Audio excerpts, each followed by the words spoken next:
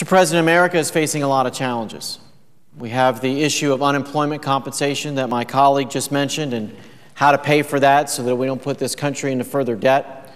We have the two wars that we're fighting in Afghanistan and Iraq and a myriad of other challenges that are facing this country. But a clear and present danger exists right now in the Gulf of Mexico, a clear and present danger to my home state of Florida.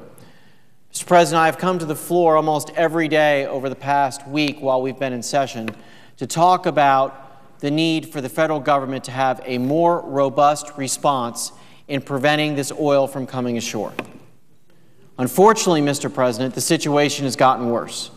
In a report this morning that I saw by Mark Potter on television, the oil now is coming ashore in Pensacola in a way that is profoundly worse than it has been. As he described it, it's oil as far as the eye can see. And watching those pristine white beaches covered in brown splotches of oil this morning, it breaks my heart. It breaks my heart for what it's going to mean for the people of Northwest Florida, what it's going to mean for the environment. But it breaks my heart even more still because I think a lot of this could have been prevented. Many members of this body, as well as the one down the hall, have been asking for weeks, where is the federal response? Where are the skimmers off of our coast to suck up this oil before it gets on our beaches, into our waterways, and into our estuaries? I have been, frankly, Mr. President, extremely frustrated with the response from this government. Now, someone like me believes that the federal government should not be involved in all aspects of our life. But what the government does, the government should do well. And one thing the federal government should do, and should be uniquely qualified to do, is help in the time of a disaster. But in this circumstance, the government has fallen far short. One thing that has been very frustrating to me is trying to determine, Mr. President, how many skimmers are in fact off the coast of Florida. Skimmers are these vessels which are equipped to suck the oil off of the water, bring it onto a place where it can be contained and disposed of, and get that oil out of the ocean. As of yesterday, we found out that there were 20 skimmers off the coast of Florida, plus an additional 5 skimmers that the state of Florida went out on its own and rented. When I met with the President a week ago yesterday in Pensacola, I raised the issue with him, why are there not more resources stopping this oil from coming ashore? Admiral Allen, who was at that meeting, the head of the response, the former commandant of the Coast Guard, told us that there are 2,000 skimmers in the United States. Why are there only 20 off of Florida? As I've asked the Coast Guard and even the Navy, why are there not more skimmers? I've come to find out we can't even determine how many skimmers there are. So the state of Florida, as of yesterday, in their Deepwater Horizon incident report, shows 20. We know that an additional 5 were rented. The federal government's report, the National Incident Command report, says there are 108 skimmers. We asked the federal government, the Coast Guard, why is this number different than the number that the State Incident Command reports? We can't get a good answer. And when we drill down on this 108, last week we were told, well, that number really isn't correct. In follow-up, and having met with the Navy yesterday and the Coast Guard, I want to thank Secretary Mabus for making the Navy and the Coast Guard available to us to talk to them about this issue. We got a more detailed response of skimmers that the Coast Guard reports are off the coast of Florida, and now the number appears to be 86. So we have the state telling us 25. We have the incident report from the federal government saying 108, and now the Coast Guard says it's 86. We just can't get a straight answer. And it gets to the base of the problem is we don't really know what we're doing down there in the Gulf of Mexico. The federal government is not putting the focus and attention on this issue that it should be.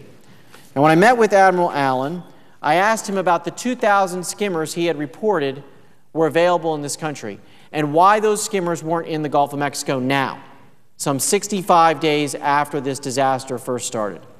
And I got answers ranging from, well, some are obligated to be other places in case there is an oil spill, which to me is like saying your house is burning down and we can't send the fire truck because we may need the fire truck for another house that's burning down, to an answer that they're legally constrained. And this is what I heard from the Navy yesterday when I met them, that some 35 skimmers that they would like to bring down are legally constrained. And I asked this question yesterday: why aren't we approaching this issue with a sense of urgency? Why doesn't the President sign an executive order waiving any legal constraints? Why aren't we doing everything possible to marshal those resources into the Gulf of Mexico?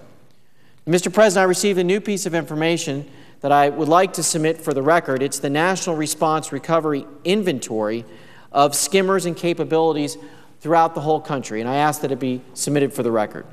Without objection? So this document, Mr. President, shows the different districts of this country, and I'm going to get this blown up and hopefully come to the floor tomorrow and show this in greater detail. And it has the country broken up by area into districts. Florida is in a district with Georgia and South Carolina. That's District 7. These are Coast Guard districts for the most part. And it shows how many skimmers there are. These are not skimmers offshore in foreign countries, which we'll talk about in a moment. These are skimmers here in this country.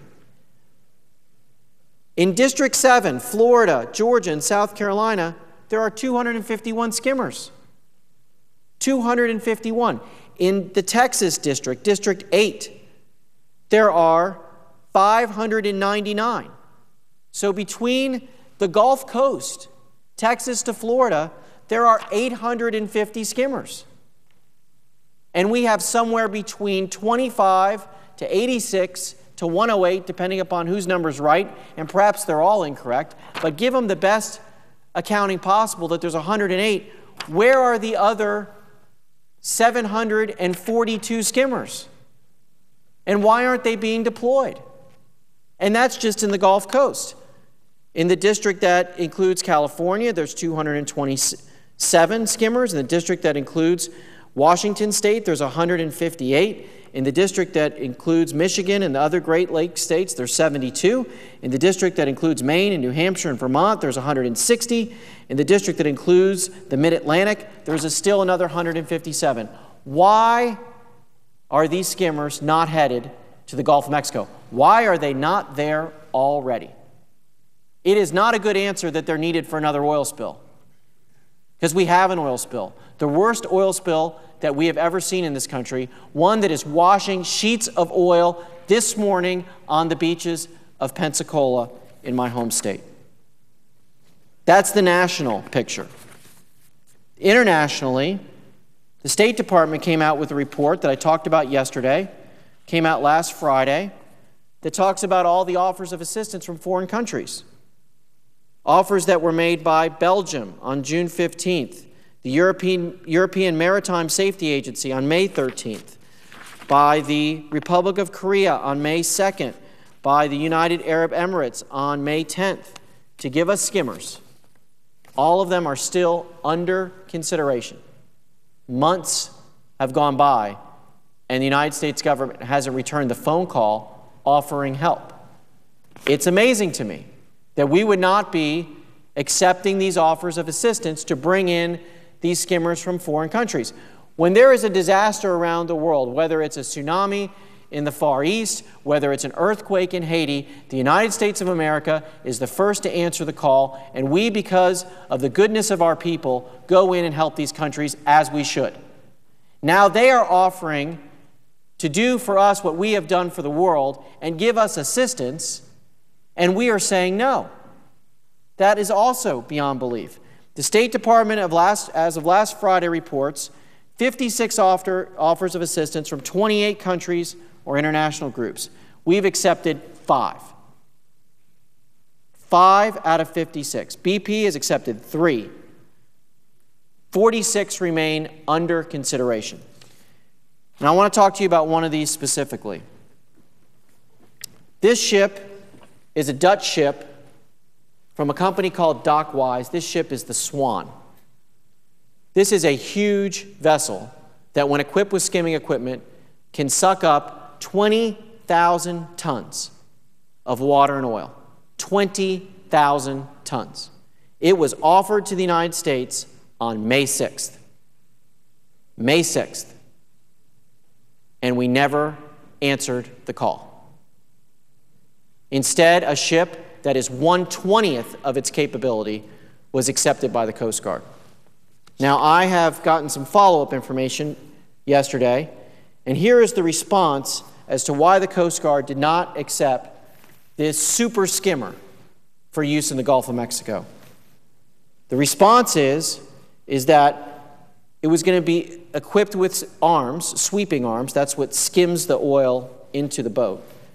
And BP was able to purchase 2 sets of these arms from another company, and therefore the ship wasn't needed.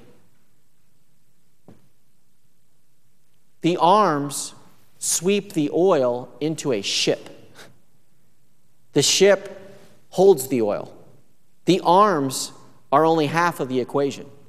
And if this ship holds 20,000 tons of oil and water mixture, it is certainly needed. Saying that we didn't need it because we got the arms and we put them on another ship makes no sense. The ship that was used instead has 1/20th of the capability. Now, that's an American ship. I'm glad we're using it, but we should be using both of them. We should be using every ship possible. Why should we be using every ship possible? Because oil is washing up on the shore of my state. And the federal government seems anemic at best in its response. What's this doing to our oceans, our waterways? The Mote Marine Laboratory in Sarasota, which I had the privilege to visit a couple weekends ago, who does wonderful work with marine life and has these unique, almost look like torpedo automated vehicles that go out in the water and can check to see whether the oil has spread. It was one of the vehicles that helped us determine that this plume of oil, in fact, does exist beyond what you see on the surface. They're reporting yesterday in an article that was published that rare plankton-eating sharks are moving towards the coast of Florida. 10 healthy whale sharks were found Friday about 23 miles southwest of Sarasota. They're moving away from the oil, this oil that is growing not just on the surface, but underneath. What will be the long-range implications of this disaster, not just on our economy, but on our environment? It's hard to tell. Florida State this morning, their marine biologists reporting that the fish population has been severely damaged in the Gulf of Mexico. Mr. President, I will continue to come to the floor every day that we are here and sound the siren, ring the bell, and call for more response and a better effort to protect my Florida, as well as the other states in the Gulf. This response is anemic, and our failure to act is outrageous. This government must do a better job. With that, Mr. President, I yield the floor to my friend and colleague from New Hampshire.